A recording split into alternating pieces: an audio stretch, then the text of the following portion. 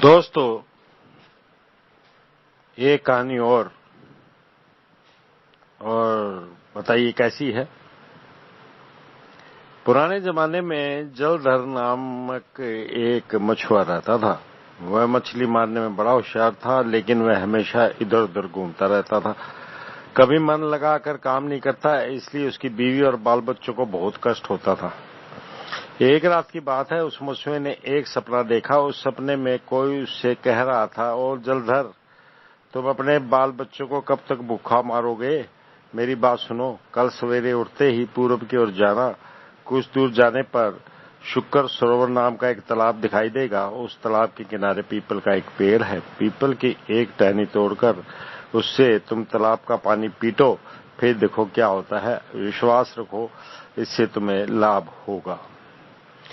यह सुनते ही जलधर का सपना टूट गया, पर उसको अपने सपने पर कुछ भी विश्वास न हुआ, इसलिए वह करवट बदलकर फिर खुर्राटे लेने लगा।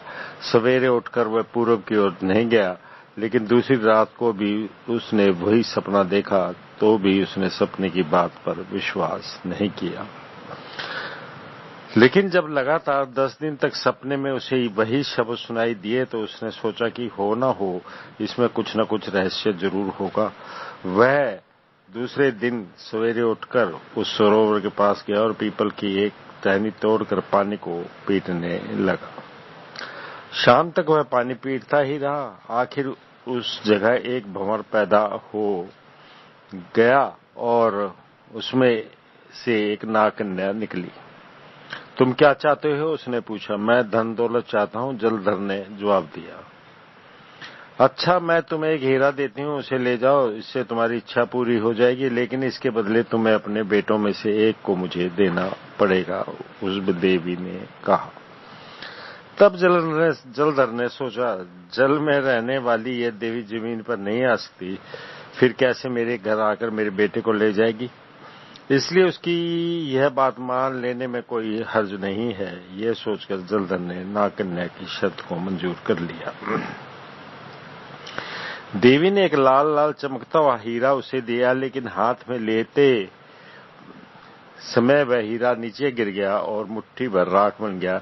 यह देखकर जलधर बहुत पछताया, लेकिन देवी ने उसे धीरज देकर कहा, घबराओ नहीं, ये राख ही तुम्हारे काम आएगी। इसे लगाकर तुम जहां जाओगे वहीं कामयाबी मिलेगी। इसे पानी में घोलकर पी लेने से भयंकर रोग भी दूर हो जाएंगे। अब तुम जाओ। जब जलधर ने पूछा, देवी यह राख तो बहुत थोड़ी है, जल्द ही खत्म हो जाएगी, तब मैं क्या करूंगा? तब देवी ने कहा, इसकी चिंता मत करो, तुम फिर यहाँ आ जाना, मैं और थोड़ी सी राख दे दूंगी, मगर उसके बदले एक और लड़के को मुझे सौंपना होगा। यह कहकर देवी फिर ओझल हो गई। तब जलधर खुशी खुशी घर गया। दूसरे दिन मछलियां बेचने पर उसको बहुत सा रुपया मिला, किंतु घर लौटते ही उसकी स्त्री ने रोते पीटते हुए कहा, मुन्ना घर से गायब है, ना जाने कहाँ चला गया है।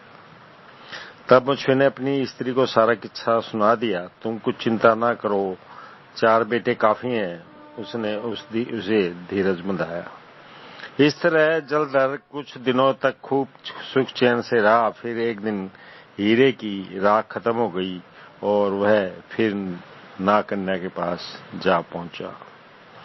देवी ने फिर उसे थोड़ी सी राख दे दी, लेकिन उसके बदले उसका एक और प्यारा लड़का गायब हो गया। इस बार भी जलधर ने अपनी स्त्री को किसी न किसी तरह समझा बुझा दिया। यूं एक एक करके उसने अपनी 5 बच्चों और आखिर अपनी पत्नी को भी खो दिया। रुपया पैसा तो उसके पास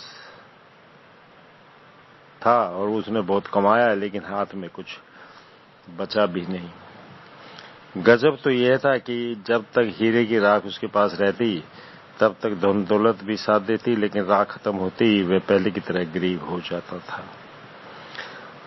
अब वह जिस काम में भी हाथ डालता वही बिगड़ जाता। आखिर सब लोग उसकी खिल्ली उड़ाने लगे। कुछ दिन में उस मछुआरे का जीना मुश्किल हो गया। उसने जंगल की राह पकड़ ली। राह में उसे एक छोटा सा तालाब दिखाई दिया। उस तालाब में खूब बड़ी बड़ी मछलियां थी। उन्हें देखकर उसका मन एक बार फिर खिल उठा। उसने जाल फेंका लेकिन सब मछलियां भाग गई, सिर्फ एक छोटी सी मछली फंस गई।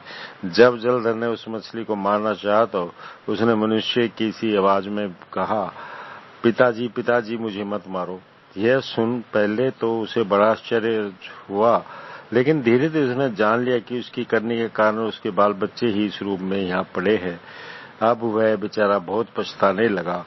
तब उसने शुक्र सरोवर के पास जाकर देवी से प्रार्थना की। देवी के प्रत्यक्ष होने पर उसने कहा, देवी अब मुझे अकल आ गई है। अब मैं अपने किए पर बहुत पछता रहा हूँ। संसार में मुझे कुछ नहीं सुहाता है, इसलिए मैं फिर तुम्हारी शरण में आया हूँ। लेकिन इस बार मुझे धन दौलत वगैरह कुछ नहीं चाहिए, सिर्फ मुझे बिछड़ों से मिला दो। इसके सिवा मैं और कुछ नहीं कहना चाहता। बाल बच्चों को खोकर मैं अब किसके लिए जीऊं? मेरे लिए अब क्या रह गया है? इसलिए कृपा करके मुझे फिर अपने बाल बच्चों से मिलवा दो, नहीं तो मुझे ही मार डालो या मछली बनाकर उसी तालाब में छोड़ दो। वह बहुत गिड़गिड़ाया।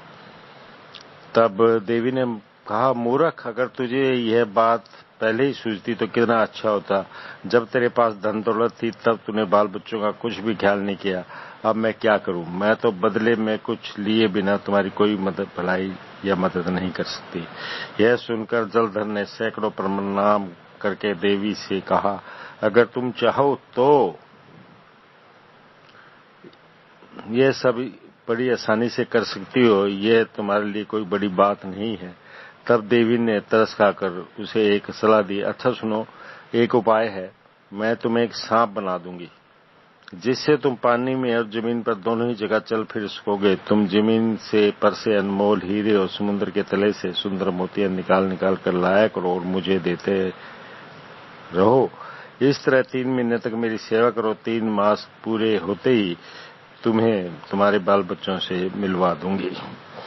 अब वे बेचारा मुझको करे तो क्या करे, इनकार तो कर नहीं सकता था, क्योंकि देवी को खुश किए बिना वह कभी अपने बाल बच्चों से मिलने की आशा भी नहीं कर सकता था। इसलिए लाचार